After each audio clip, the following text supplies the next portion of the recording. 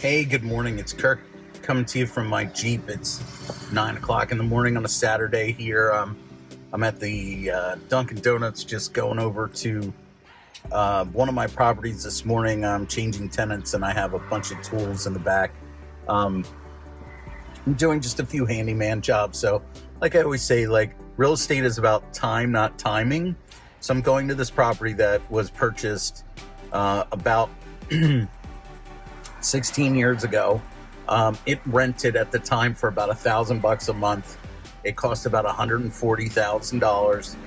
It's now worth $250,000 and it rents for $1,700 a month.